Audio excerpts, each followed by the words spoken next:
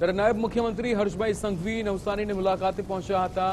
અમલસાડ અને સરી બુજરંગના સ્થાનિકો સાથે મુલાકાત કરી હતી। વિસ્તારની પરિસ્થિતિ અને વિવિધ મુદ્દા અંગે માહિતી મેળવી હતી।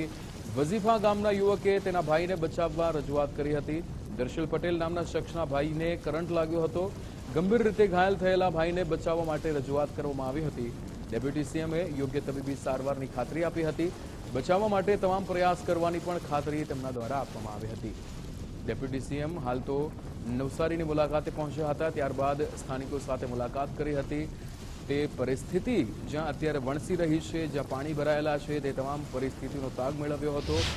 તમામ મુદ્દાઓ વિશેની માહિતી તેમણે મેળવી હતી।